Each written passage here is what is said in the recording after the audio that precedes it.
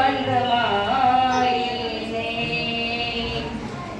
पॅरिस्टरची पत्नी जरी गर्व ना म्हणी सेन गौऱ्या विकलेल्या पैशातुनी पै पै जमवायची संसार चालवायची पै पै जमवायची संसार चालवायची पीळ देऊन पोटाला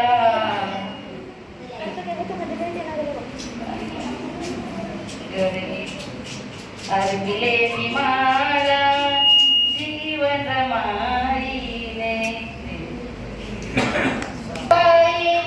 सान देखणी धरली रमाई यशाची शिडी धरली रमाई यशाची शिडी नाभिमुगाच्या जशी कस्तुरी नाभिमुगाच्या जशी कस्तुरी लाभली भीमाला तशी अस्तुरी लाभली भीमाला तशी अस्तुरी स्वभावे जरी ती होती भोळी बाबडी स्वभावे जरी ती होती भोळी बाबडी ठरली रमाई यशाची शिडी ठरली रमाई यशाची शिडी स्वजीवनाला दुर्लक्षिले पतीला परंतु नित्य रक्षिले स्वजीवनाला दुर्लक्षिले पतीला परंतु नित्य रक्षिले पायवाट बिबरायाची पायवाट बिबरायाची झाली बापुडी ठरली रमाई यशाची शिडी ठरली रमाई यशाची शिडी आलो आज आम्ही विकासाकडे आता जे पाहे आकाशाकडे आलो आज आम्ही विकासाकडे आता जे पाहे आकाशाकडे वदनार लंगोटीची भावी पिढी ठरली रमाई यशाची शिडी ठरली रमाई सर्व प्राणी मात्रावर दया करीन व त्यांचे लालन पालन करीन अतिव दानावे रमणी सिकांदम समाध्या मी आता तसा होतो की मी खोटे चोरी करणार नाही कामे सुविच्छा त्यागावे रमणी सिकांदम समाध्या मी आता तसा होतो की मी वाईट विचार करणार नाही सुसावादावे रमणी सिकांदम समाध्या मी आता तसा होतो की मी खोटे बोलणार नाही सुरा बेरय म्हणजे पमान ठाणावे रमणी सिकांदम समाध्या मी आता तसा होतो की मी दारू पिणार नाही वेगवेगळ्या कार्यक्रमासाठी उपस्थित असलेले नुकतेच नगर परिषदेमध्ये ज्यांचे निर्वाचित सदस्य म्हणून निवड झालेली आहे आणि आमच्या वतीने नगरपालिकेच्या नगर उपाध्यक्ष म्हणून ज्यांची निवड झालेली आहे त्या शीतलताई शिंदे ॲडव्होकेट वर्षाताई कांबळे आणि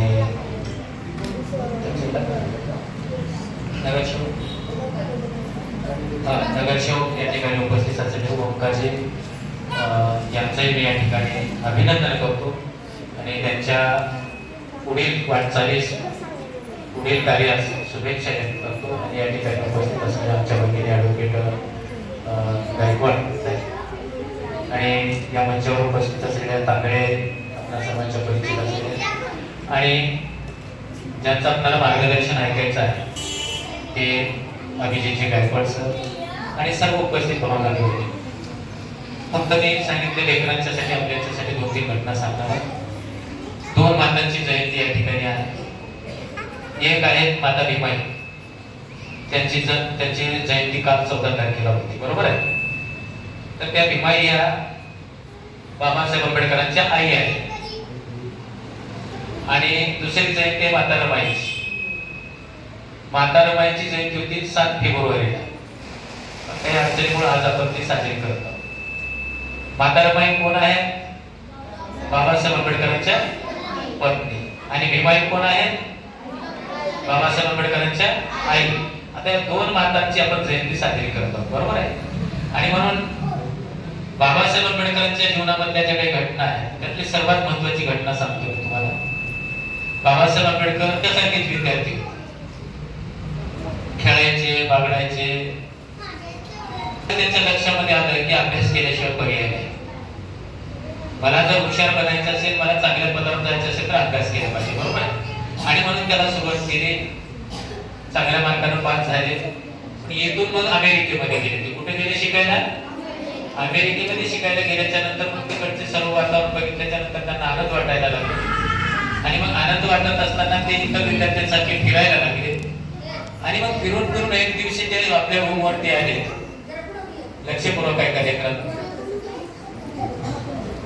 रूमवर आल्याच्या नंतर रात्रीला विचार करायला लागले, मी इथं आलो कशासाठी? काय विचार करायला लागले? मी इथं भारत सोडून, माझा परिवार सोडून इथं आलो कशासाठी? आणि मग त्यांना असं वाटलं की मी शिक्षण घेण्याच्यासाठी आलो. आणि साधं शिक्षण नाही. कोणतं शिक्षण घेण्याच्यासाठी? मला इथून शिकून गेल्याच्या नंतर भारतातली जी उच्च नीचतेची व्यवस्था आहे, अमानवी व्यवस्था आहे, माणसाला माणूस न समजणारी व्यवस्था आहे, ती व्यवस्था बदलायची. आणि मग बाबासाहेबांनी संकल्प केला. त्याला म्हणतात दृढ निश्चय. बाबासाहेबांनी संकल्प केला कोणता? ही व्यवस्था ज्यांनी उच्च नीचतेची निर्माण केलेली आहे, विषमतावादी व्यवस्था ज्यांनी निर्माण केलेली आहे, काही लोकांना शिक्षणाचा अधिकार नाकारलेला आहे, काही लोकांना फक्त त्यांना शिक्षणाचा अधिकार आमच्या देशामध्ये आहे. मग मला ती व्यवस्था बदलायची आहे. तर ती जर व्यवस्था मला बदलायची असेल, ज्यांनी व्यवस्था निर्माण केलेली आहे त्यांच्यापेक्षा मला विद्वान बनावं लागणार आहे. आणि मग मला जर त्यांच्यापेक्षा विद्वान बनायचं असेल तर काय करावं लागणार आहे? अभ्यास करावा लागणार आहे. आलं लक्षामध्ये? आणि मग त्या दिवसापासून बाबासाहेबांनी संकल्प केला, मी अजिबात वेळ वाया घालवणार नाही. बाबासाहेब म्हणाले, माझ्यासाठी माझ्याकडे काय जेवणासाठी पैसा नाही आणि झोपण्यासाठी वेळ नाही. आणि मग किती तास केले बाबासाहेब आंबेडकरांनी अभ्यास? 18 तास, 20 तास बाबासाहेब आंबेडकर अभ्यास करायचे. त्या दिवसापासून ठरवलं आणि म्हणून बाबासाहेब आंबेडकर एवढे विद्वान झाले. त्यांनी दृढ निश्चय केला. पण आता हे कुठून मिळाली त्यांना प्रेरणा?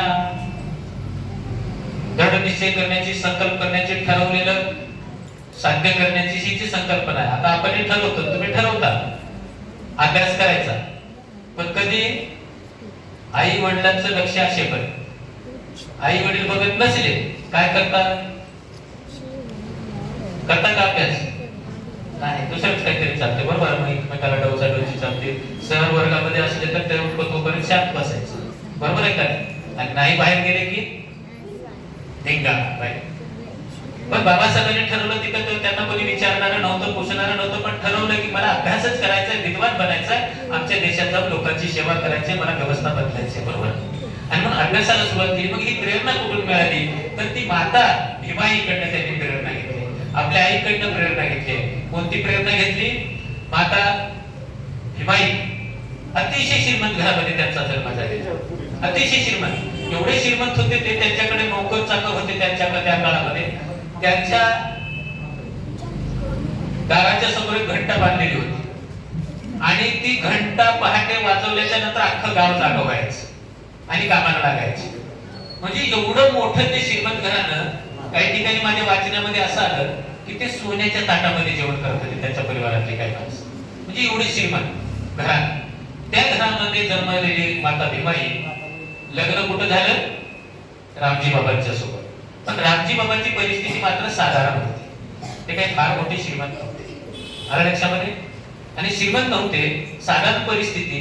मग काही महिलांनी परत माहेरी गेल्याच्या नंतर भीमाईची मजाक केली, टिंगल केली परिवारातल्या काही नातेवाईकांनी.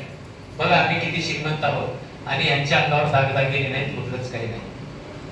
त्या दिवशी माता, इकडे लक्ष द्या, माता भीमाईनी बाबासाहेबांनी जसा दृढ संकल्प आता केला होता का नाही, तसं माता भीमाईनी संकल्प केला म्हणजे बघा बाबासाहेबांच्या मध्ये ते गुण कुठून आले तुम्हाला सांगा, कुठून आले?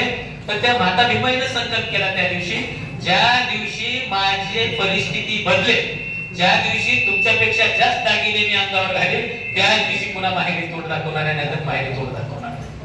आणि त्या खरं करून दाखवल्या. त्या ज्या दिवशी त्यांच्या अंगावर दागदागिने घातल्याच्या नंतरच त्या बाहेर गेल्या. त्याला म्हणतात दृढ संकल्प. म्हणजे बाबासाहेबांची कुठून आलेली आहे ती प्रेरणा? माता भीमाईच्याकडनं. माता रमाई, आता बघा बाबासाहेबांच्याकडे ते गुण आले, मग माता रमाईच्या जीवनातली एक घटना. कोणती घटना? माता रमाई लहान असताना आईकडनं त्यांनी काही गोष्टी शिकल्या. माता रमाई लहान असताना खेळत खेळत बाहेर गेल्या. एका शेजारच्या बाईने त्यांना सांगितलं काम, हे पैसे घे आणि त्या दुकानावर जाऊन वस्तू आणून दे, मला ही वस्तू पाहिजे. भीमाई खेळत खेळत तुमच्यासारख्या लहान असताना दुकानावर गेल्या, त्यांनी वस्तू आणल्या आणि त्या बाईला इमानी परत आलेले पैसे परत केले आणि ती वस्तू दिली. त्या बाईने सांगितलं शाबास बाळ, माझं काम ऐकले, शेत पैसे. काही पैसे रमाईला दिले. रमाईला वाटलं चला घेतले ते आणि घरी गेल्या. मग रमाईच्या आईनं बघितलं की हिच्या हातामध्ये पैसे कुठून आले, रमाईच्या हातामध्ये पैसे कुठून आले. मग आईने विचारले पैसे काय कुठे आले. तिनं सांगितलं, रमाईनं सांगितलं त्या फलाण्या मावशीनं मला काम सांगितलेलं होते, ते दुकानात वस्तू आणून दिली, त्याच्यामुळे त्यांनी हे पैसे दिले. मग आता रमाईच्या आईनं त्यांना मारलं, असे कुणाचे पैसे घ्यायचे नाही. आणि मग माता रमाई रडत रडत गेल्या, पैसे परत केले आणि त्या दिवशी ठरवलं बिलकुल कोणाचा पैसा घ्यायचा नाही, जगायचं तर आपल्या कष्टानं जगायचं, मेहनतीने जगायचं. बाबासाहेब आंबेडकर अमेरिकेला गेल्याच्या नंतर उपाशी राहायच्या. अनेक मित्रांनी बाबासाहेबांच्या सांगितलं माता रमाई तुम्हाला काही पाहिजे का, पण माता रमाईने कुणाची मदत घेतलेली नाही, कुणाकडनं पैसे घेतलेले नाही, उपाशी राहिल्या, लेकरांना वाढवण्याचं काम केलं. ही प्रेरणा सुद्धा माता रमाईने कुणाकडून घेतलेली होती? त्यांच्या आईकडनं. बरोबर आहे. आणि म्हणून आपण सर्वांनी सुद्धा काय शिकलं पाहिजे यांच्यापासून? तुम्ही जे ठरवा, बरोबर आहे, कुणाचा फुकट पैसा घ्यायचा नाही. जगायचं तर कसं जगायचं? मेहनतीने. आणि विद्वान बनायचं असेल तर काय करायचं? अभ्यास. आणि लक्षामध्ये अभ्यास करून जे बाबासाहेब आंबेडकरांनी काम केलंय तुम्हाला ते काम करावं लागणार आहे. आणि बाबासाहेबांनी आपल्या सर्वांना जगातला सर्वश्रेष्ठ असा बुद्धाचा धर्म दिलाय, ज्या धर्मामध्ये नीतीचं शिकवण आहे, शीलाचं शिकवण आहे, चारित्र्याचं शिकवण आहे, गुणाचं शिकवण आहे. त्या धर्माचं सुद्धा आपण आचरण करावं. आणि पुनश्च माता भीमाई आणि माता रमाई यांच्या जयंतीच्या निमित्ताने आपल्या सर्वांना माझ्या परिवाराच्या वतीने अनेक अनेक अनेक मंगलकामनांची सदिच्छा व्यक्त करतो आणि इथंच थांबतो.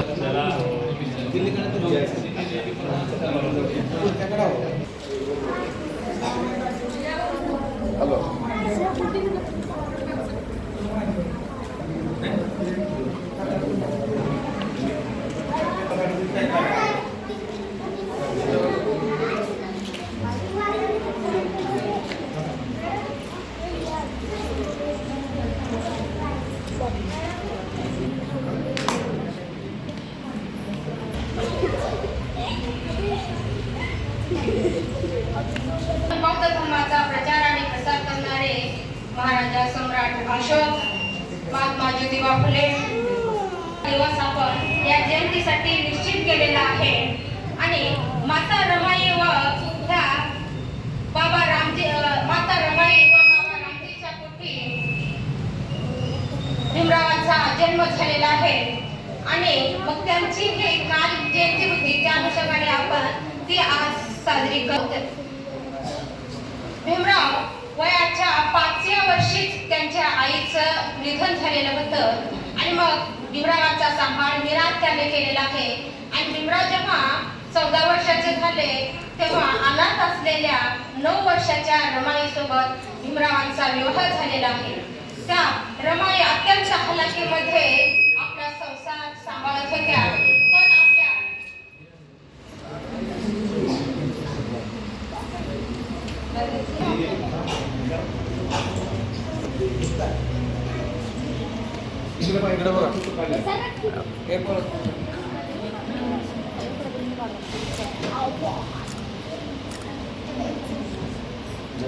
रमाईच्या जयंतीनिमित्त आपण इथे जमलेलो आहोत.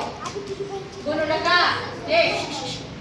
त्या स्वप्नात सगळं सहन करून बाबासाहेबांना त्या अध्ययनामध्ये कुठल्याच अडचणी ते येऊ दिलेल्या नाहीत. स्वतः प्रत्येक संकटामध्ये त्या खंबीर राहिलेल्या आहेत आणि आजारपणामध्ये योग्य उपचार नाही मिळाल्यामुळं रमाईचे 4 अपत्य दगावले गेले.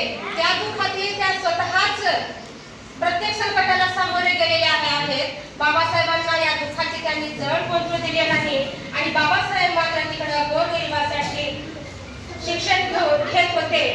आणि मग आपण अशा या सहनशील कष्टाळू वृत्तीच्या रमाईच्या आणि भीमाईच्या जयंतीनिमित्त आपण जमलेलो आहोत. ही जयंती साजरी करणं म्हणजे आपल्याला खूप मोठा लाभ होणार आहे अशाची भाव नाही.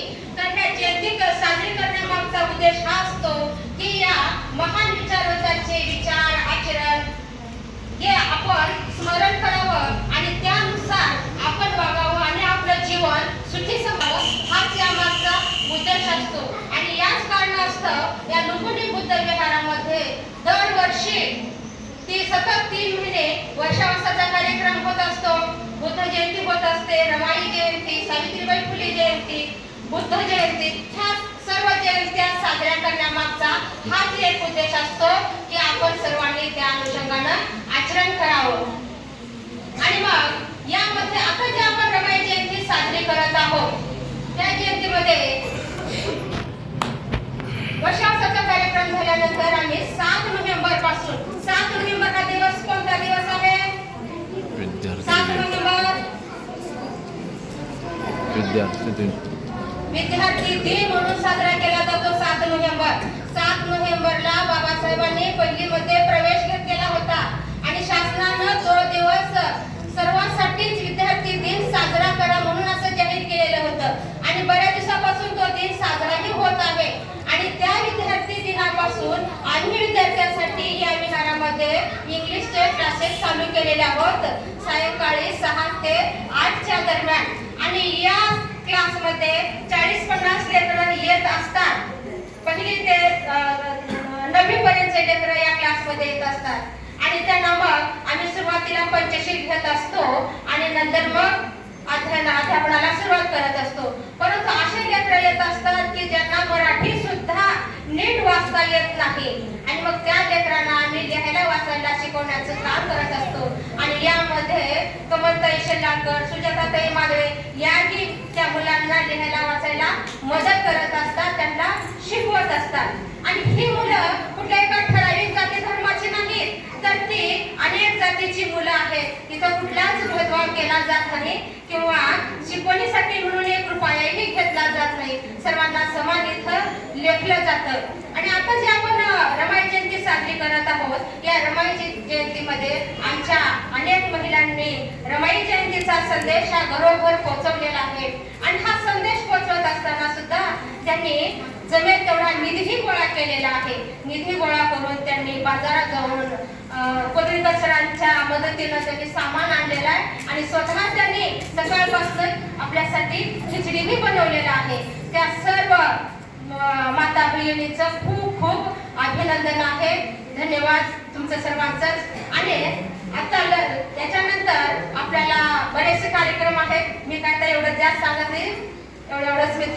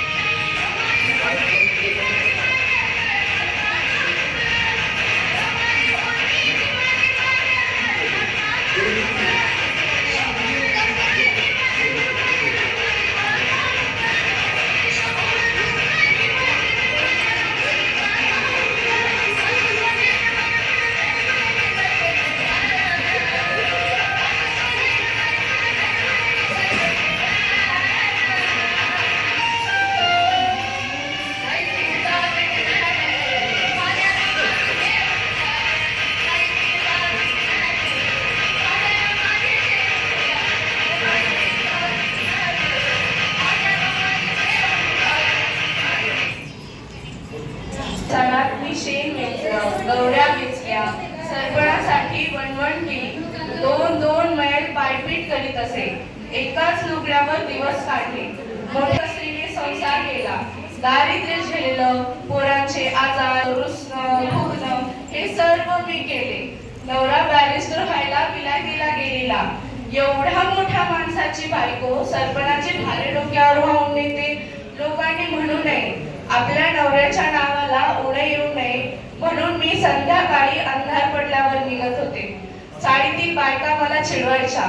त्यांना काय माहीत रमाईचा अर्थ, त्यांना काय माहीत रमाईच्या कष्टाचे भवितव्य. या बायकांच्या अंगावर सोन्याचे दागिने असत, दागिने हातात असत, पायात असत. या बायकांचे संसार सामान्य होते, पण त्या मला चिडवायच्या. त्यातील एक जण म्हणायची, आमचे नवरे किती छान आहेत, आमच्या अंगावर सोनं नाणं आहे. तर दुसरी म्हणायची, काय करायचं शिक्षण, बायकोला भिकेला लावलं त्या शिक्षणानं. नवरा बॅरिस्टर व्हायला विलायतीला जातो आणि बायको शेण थापते, काय करायचं अशा शिक्षणाचं. तिसरी तर तिरसटपणे म्हणायची, काय ग बाया, माऊलीच्या अंगावर सोन्याचा एकही दागिना नाही. बायका अशा टोमणे मारत, पण मी कधी उलट बोललेली नाही. ते सर्व मी सहन केले. एकदा साहेबांना मी पत्रात लिहून कळवलं की बायका माझ्या गरिबीची चेष्टा करतात, माझ्या अंगावर सोन्याचा एकही दागिना नाही असे म्हणतात. तेव्हा साहेबांनी मला परत पत्रात लिहून कळवलं की रामू, कोणालाही मिळाला नसेल असा दागिना कदाचित तुला मिळेल. अशा कोट्यवधी लोकांच्या गळ्यातील तोच एक दिवस दागिना होशील. रमा, माणसाला सुख मोठं करत नाही, तर माणसाला दुःख मोठं करतं. ज्यांना मोठं व्हायचं असतं ते लोक दुःखाचे आभार मानतात. रमा, तू या दुःखाचे आभार मान, ही दुःख तुला उजेडात घेऊन जातील. असं पत्र लिहिताना साहेबांच्या डोळ्यात किती अश्रू आले असतील. पत्र वाचताना माझेही डोळे अश्रू. सर्वांनी जय जयकारात साहेबांना घरी आणलं. खूप लोक त्यांच्या स्वागताला गेले होते. हजारो लोक गेले, पण रमाईचा तर पती आला होता. आता मात्र माझ्या पुढे एक वेगळाच प्रश्न होता की साहेबांच्या स्वागताला काय घालून जाऊ. माझ्याकडे तर एकच लुगडं आहे आणि तेही फाटकं. फाटलेले लुगडे नेसून जर साहेबांची पत्नी त्यांच्या स्वागताला गेली तर लोक बोलतील, बॅरिस्टरची पत्नी फाटकं लुगडे नेसून आली, माझ्या नवऱ्याची मान खाली जाईल. म्हणून मी विचार करत होते. तेव्हा मला आठवलं, कुठल्याशा सत्कारात माझ्या साहेबांना शाहू महाराजांनी जरीचा पटका दिला होता. तो मी काढला, नेसले आणि गेले साहेबांच्या स्वागताला. कोणाच्याही लक्षात आले नाही, पण माझे साहेब उडत्या पाखरांची पंख मोजणारा माणूस, तो शब्द ओठावर येण्याआधी अर्थ लक्षात घेणारा प्रज्ञा पुरुष, ते साहेबांनी ओळखलं. पण रमाईसाठी रडता येणे शक्य नव्हते. सर्वांनी जय जयकारात साहेबांना घरी आणलं आणि माझ्या अश्रूंचा बाण फुटला. माझं अंतःकरण भरून आलं होतं. मी साहेब म्हणून त्यांच्या पायावर डोकं ठेवलं. माझ्या अश्रूंचा बाण फुटला होता. खूप तेजस्वी होऊन साक्षात ज्ञानाचं लावण्य माझ्या पुढे उभं होतं. माझ्या मनावरचे कष्टाचे डोंगर, दुःखाचे पर्वत दूर होत होते. प्रज्ञा सूर्य तळपत होता. त्यांच्या ज्ञानाचं लावण्य आज मला तुमच्या सगळ्या समोर दिसतोय. त्या प्रकाशात सर्वांनी यावर आपल्यातला अज्ञान, अंधकार दूर करावा हीच विनंती. धन्य ते साहेब.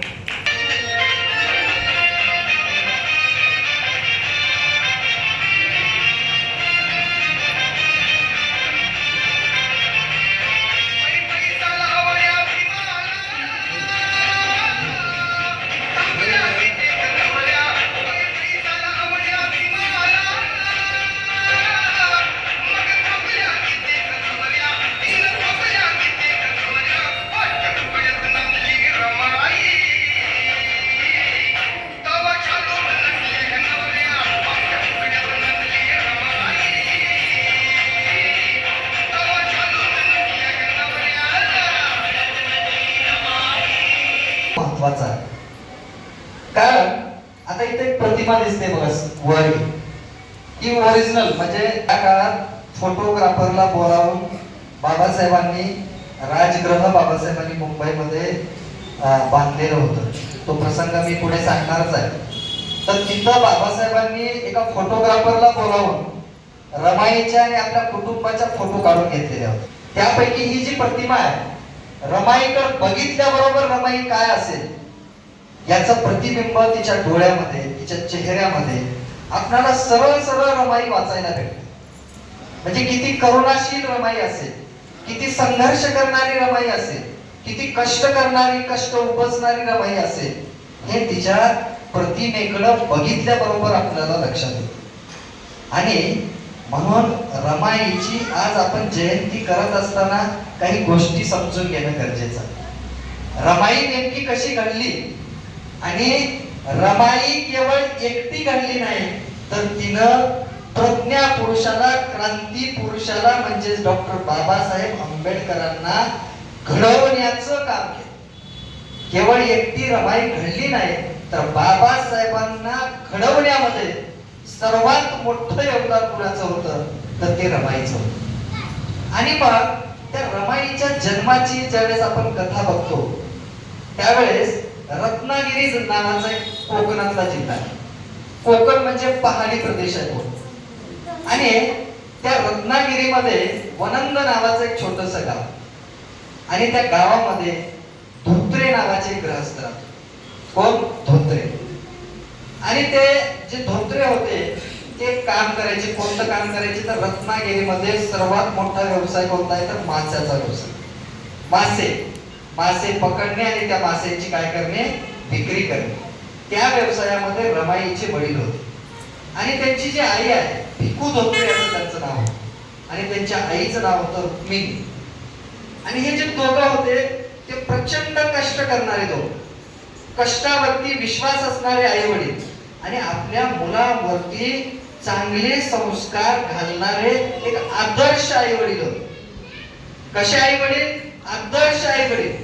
त्यांना असं वाटायचं की आपली जी मुलं आहेत, आपली मुलं सुसंस्कारित असली पाहिजेत. आपली मुलं आपल्या घरामध्ये खायला नाही चालेल, आपल्या घरामध्ये आपण उपाशी राहू चालेल, पण आमची मुलं कष्टी राहिली पाहिजे, आमची मुलं चांगल्या वर्णाला लागली पाहिजेत, असा विचार असणारी रुक्मिणी आणि भिकू धोत्रे हे दोघं रमाईचे आई वडील. आणि रमाईला म्हणजे भिकू धोत्रेंना एकूण 4 अपत्य होतं. त्यापैकी एक रमाई. मोठ्या बहिणीचं लवकरच काय होतं, लग्न होतं. आणि त्याच्यानंतर होते रमा, गौरा नावाची एक रमाईची बहीण लहान, आणि त्याच्यानंतर एक भाऊ शंकर नावाचा काय असतो, रमाईला भाऊ असतो. आणि काय होतं, एकदम सुखी संसार असतो गावामध्ये, एकदम आनंदित हे कुटुंब राहत असतं. पण अचानकपणे काय होतं, रमाईचे जे वडील आहेत ते मासे काय करतात, डोक्यावरती घेतात आणि बाजारामध्ये नेण्याचं काम करतात. कशाचं काम करतात ते? डोक्यावरती मासे उचलून नेतात आणि ते काय बाजारामध्ये विक्रीसाठी नेण्याचं ते काम करत असतात. आणि त्याच्यामध्ये ते ओझं ओढून एके दिवशी काय होतात, त्यांचे वडील आजारी पडतात. त्यांच्या छातीमध्ये त्या काळामध्ये काय व्हायला लागतं, दुखायला लागतं. एके दिवशी मग ते काय करतात, आपल्या घरची लोक घाबरतील म्हणून घरी सुद्धा त्या आजाराबद्दल बोलत नाही. आणि मग असं करता करता त्यांचा आजार बळवतो, आणि एके दिवशी त्यांच्या छातीमध्ये दुखायला लागतं, आणि अचानकपणे रमाईचे जे वडील आहेत त्यांचा काय होतो, मृत्यू होतो. ह्याचा लहान असलेल्या रमाईवरती प्रचंड मोठा परिणाम होतो. रमाईची जी आई आहे त्या आईवरती त्याचा परिणाम होते. रमाईची आई चिंता करायला लागते की आता या लेकरांचं काय होईल, कसं होईल. आणि त्या चिंतेमध्ये रमाई छोटी आहे. छोटी असताना वडील गेलेले, आणि वडील गेल्याच्या नंतर आई त्या चिंतेमध्ये खस्ता खायला लागते, आणि आई अंथरुणाला गेली. लहान मुलं आहेत, 3 मुलं. चुलता एक मुंबईला राहतोय, मामा मुंबईला राहतोय, आणि अशा परिस्थितीमध्ये लहान रमा आहे, काय 4-5 वर्षाची रमा आहे, तिचा लहान भाऊ आहे, लहान बहीण आहे, आणि अशा परिस्थितीमध्ये तिच्या आईचा सुद्धा, रमाईच्या आईचा सुद्धा मृत्यू होतो. आता तुम्ही विचार करा, घरामध्ये आई आणि वडील आणि लहान मुलं आहेत. आई पण गेली, वडील पण गेले. अशा परिस्थितीमध्ये त्या 3 अपत्यावर काय परिस्थिती ओढावली. आणि ज्यावेळेस तिची आई जायला लागते त्यावेळेस ती आई म्हणायला लागले, काय हे पंख नसलेले जे पाखरं आहेत, रमा मी तुमच्याकडे सोडून जातो. रमा किती लहान आहे बघा.